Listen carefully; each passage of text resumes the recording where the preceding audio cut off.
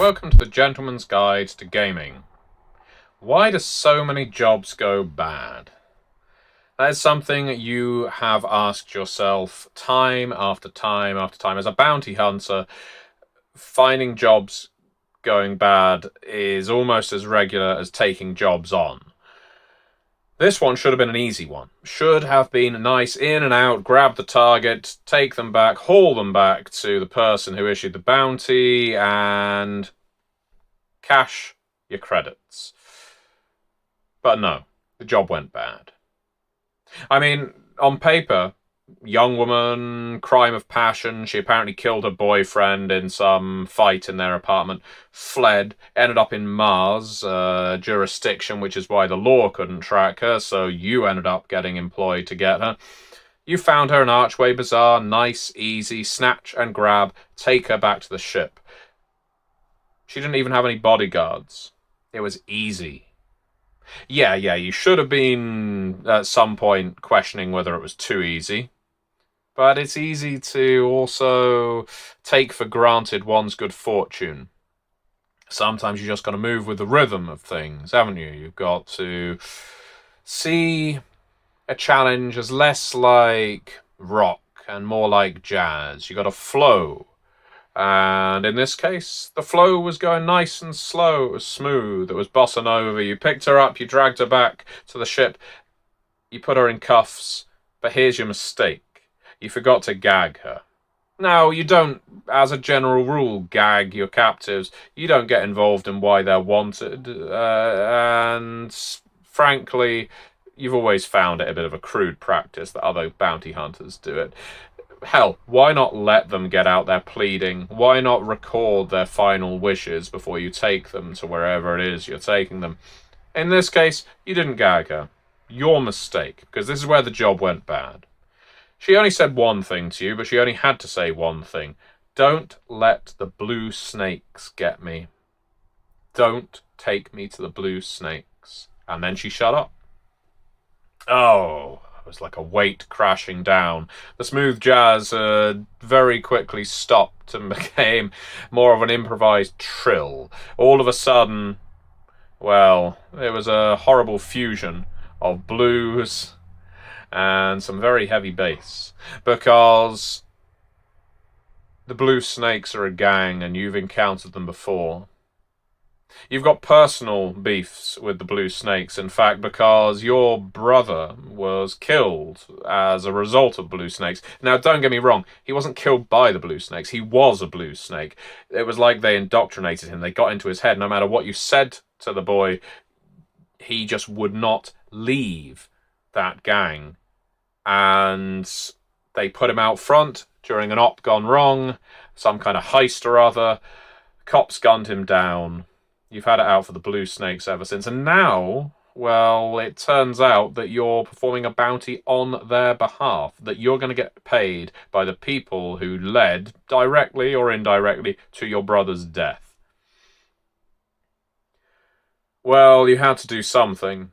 And so as soon as you got back to the ship, you checked that bounty again. You decided to have a look up who issued it. Yes, sure enough, it's a Blue Snake. Why didn't you look that up before? And then a thought occurred to one of your shipmates. Let's have a look at who the victim was. And yeah, Kelsey Prees, her boyfriend, the dead guy, a Blue Snake, a ranking member. Now you have a bad job on your hands, because you've already registered that you've captured the young woman. You've already registered that you're bringing her in. If you had no conscience, you could take the money and run, but you know that if you deliver her to the Blue Snakes, they're going to do some terrible things to her, and they'll probably do it in public to send a message to anyone else who crosses the gang. This is the life of a bounty hunter. The Bebop does not always run smooth, and, well, jobs always go bad, don't they? Now, we are reviewing, still with the quotation marks, The Cowboy Bebop RPG. I know it's been a while since I have done any kind of in-universe narration at the beginning of a video. I quite like it. Maybe I'll have to return to it. I remember people used to enjoy those things, so we'll have to see how that goes. If I feel the inspiration take me, the rhythm, as it were. And why am I covering Cowboy Bebop? Well, again, as I say, this is a review. And the reason it's a review is while I did not contribute to this core book, I have written a scenario for it. So it would be unfair of me to say, this game is fantastic or this game is dog shit, because, well, I will have a bias. But what I can tell you, having been hired by Mana Project Studio, the company behind this game, is I've had a lot of fun playing it. Now, whenever I write a scenario, and in this case, they hired me to write a scenario for the game, and whenever I write a scenario, I always like to play test it pretty extensively. I will run it, I'll get other people to run it for me, and either I will play it or I will observe or I'll ask people about it afterwards. I like to find out what people have used, what people haven't. And this was a very different system for me, the Cowboy Bebop system, and a very different setting for that matter. I was a fan of the Cowboy Bebop cartoon, and I did have the Cowboy Bebop mangas when I was a lot younger. I was never a massive anime head. That wasn't my thing. You know, I liked Akira. I loved Perfect Blue when it came out. I've enjoyed Attack on Titan in more recent years, and I liked Cowboy Bebop, but I was never hugely into the anime with all the screaming and all the flashing. I know there's more to it than that. I like Neon Genesis Evangelion for that matter. But Cowboy Bebop was different. It was noir. It was moody. It was bluesy. It was a story where all the characters were, to one degree or another, losers. And I've always enjoyed that kind of story. And I felt, when I found out the RPG was coming out, that this could lead to some very interesting games. Because playing bounty hunters, as you do in the Cowboy Bebop RPG, who are set off across the solar system to track down your various quarries, and sometimes they are deserving, sometimes they are not. You know, sometimes they're innocent, sometimes they're criminals, sometimes they're soldiers, sometimes they're terrorists. But the point is, you're bounty hunters, you'll have certain licenses to perform certain illicit and legal acts, depending on where you are and who you're doing it to.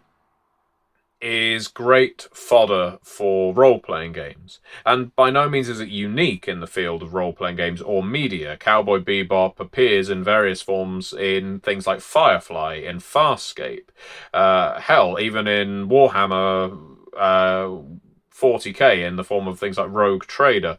You can sort of fold Cowboy Bebop into all of that. But Cowboy Bebop has its own aesthetic, and in the book itself, that aesthetic is very prominent because it uses, I think, almost entirely art from the cartoon. It is all over the place, and it is very good at scene setting. If you're familiar with the show, and if you're not familiar with the show, I recommend you start. It was on a very long time ago, but it's one of those animes that, in my view, hasn't dated horribly. In fact, I think it holds up pretty damn well. So, yeah, the idea of playing a ragtag crew of bounty hunters who are tasked with the unsavory job of taking in the people that the various solar system police corps cannot is, well, it's a nice basis for an RPG. And beyond that, I like that the book has a wealth of resources for players and GMs, or big shots as they are called in this game. Not only do you have every single episode of the cartoon broken down as a scenario, completely playable, mind you, and obviously you can insert your own characters and remove the ones from the show so they're not playing second fiddle. You also have a huge number of antagonist types and story hooks, different stories, different clocks, and we'll get onto them in a minute, tied to each of them.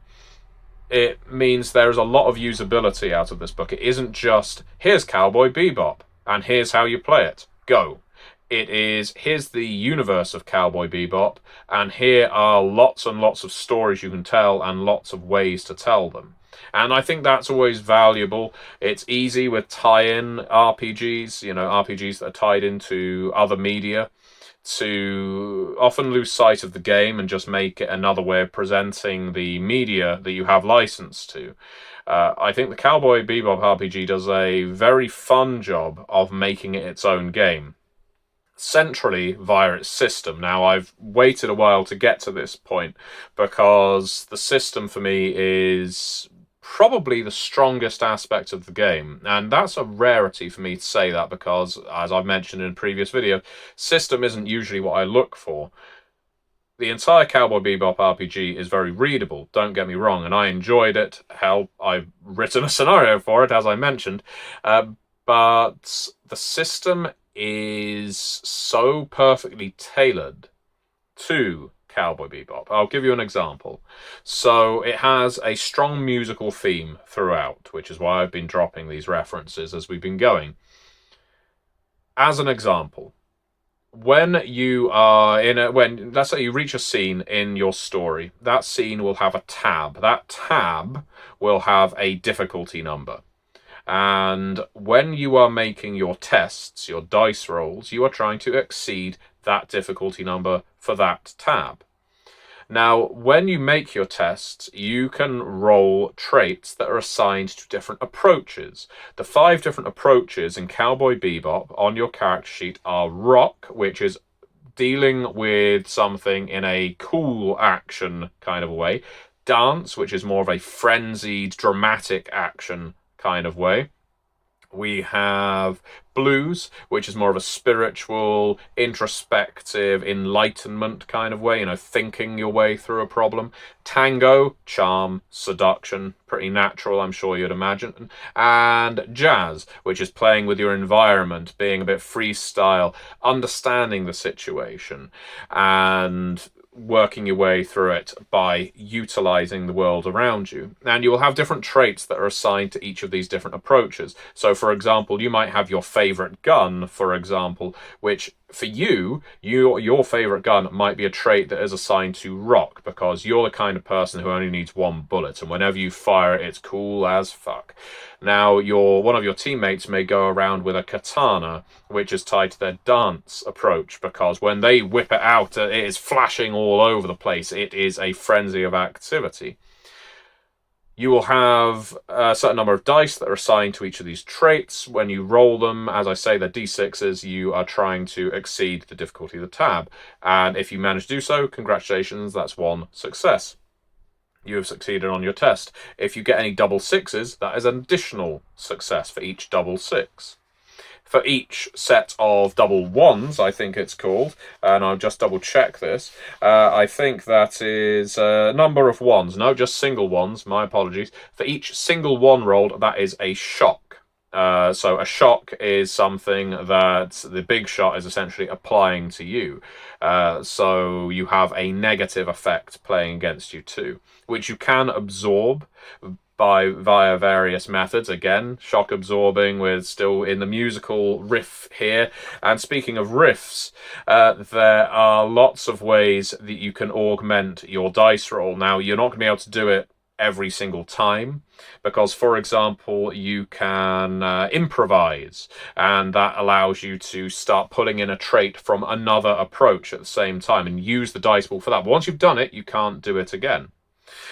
You can show off, and I'm actually going to read this one. During any tab, but only once per session, you can spend 1 rhythm, because rhythm is a pool, to gain and spend a hit immediately before or after a test, even in a test in which they are not involved. So in other words, you can basically have a resource pool, and boom, you can contribute hits to the roll. Every single scene is divided up into clocks. A clock is divided into 4, 6, or 8 segments typically, and those are the different tests that are going to be made during the course of the scene. You want to fill in as many of the segments of this clock with successes, with hits, more than shocks, because if it ends with more shocks, well, things are going to end up going the big shot the GM's way, and if they end up with more hits, well, they're going to go your way. But whenever a clock resolves, that clock, having been assigned an approach beforehand, rock, dance, tango, blues, etc., has an effect on your characters, every single character involved. And so to give you examples, again, reading from the book, which isn't something I tend to do in here, but for instance, a rock clock is about an impending doom, something that when it happens should hurt. When it's closed, so when you get to the end of it, each character wounds a trait and explains how that fits with the events of the clock. To take tango, a tango clock is about betrayal, so you label the clock before this all happens. An allied character changes sides and acts against the bounty hunter's characters. So it's a really interesting way of putting pace on a scene, because a short scene, very punchy, dramatic scene, might only have 4 segments. A scene where there is more capacity for things to go wrong, as well as right, may have 8 segments. So yeah, in short, I am really having a lot of fun playing around with this clock idea. I've got one of my groups playing Cowboy Bebop right now, and it's just a really interesting way of setting up scenes and playing with that musical styling of Cowboy Bebop.